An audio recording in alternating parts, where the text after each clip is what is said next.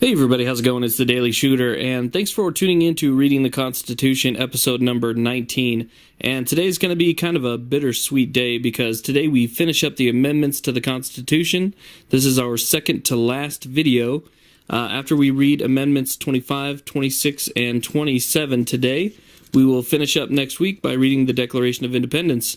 So let's get started and finish off the amendments.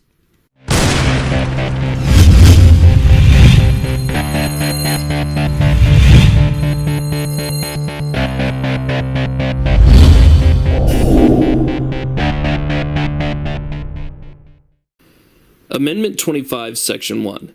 In case of the removal of the President from office, or of his death or resignation, the Vice President shall become President. Section 2. Whenever there is a vacancy in the office of the Vice President, the President shall nominate a Vice President who shall take office upon confirmation by a majority vote of both houses of Congress. Section 3.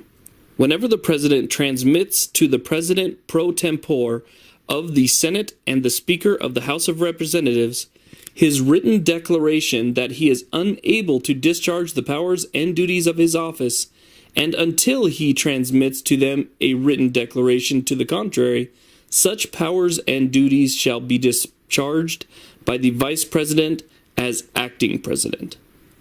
Section 4. Whenever the Vice President and a majority of either the principal officers of the executive departments or of such other body as Congress may by law provide, transmit to the President pro tempore of the Senate and the Speaker of the House of Representatives their written declaration that the President is unable to discharge the powers and duties of his office, the Vice President shall immediately assume the powers and duties of the office as acting President.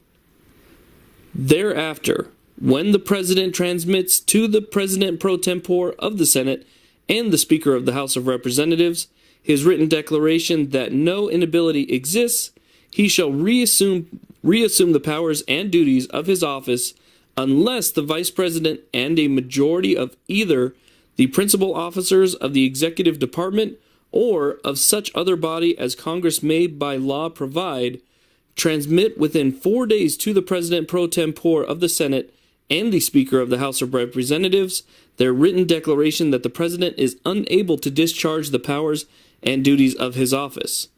Thereupon Congress shall decide the issue, assembling within 48 hours for that purpose, if not in session.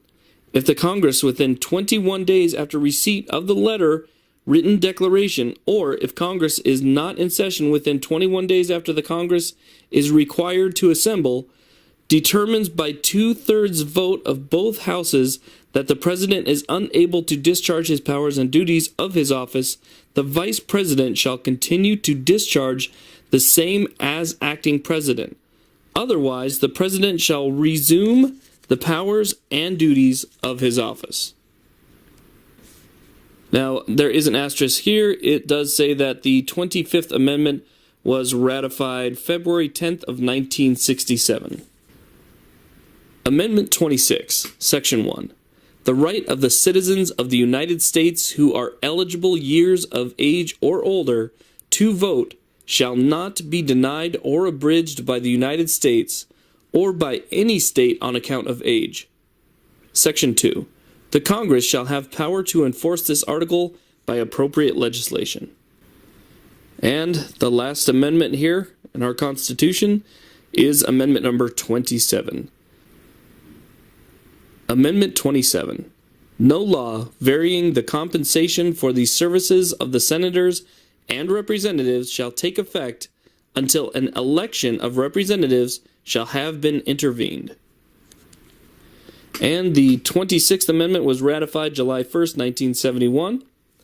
Congress submitted the text of the 27th Amendment to the states as part of a proposed Bill of Rights on September 25th, 1789. The amendment was not ratified together with the first 10 amendments, which became effective on December 15th, 1971. The 27th Amendment was ratified on May 7th, 1992, by the vote of Michigan. And that does it for our amendments. So we have officially read the Constitution with all of its amendments, its articles, and its sections. And like I said, it is kind of bittersweet. You know, I'm very happy that we all, went through this together and have effectively read the Constitution.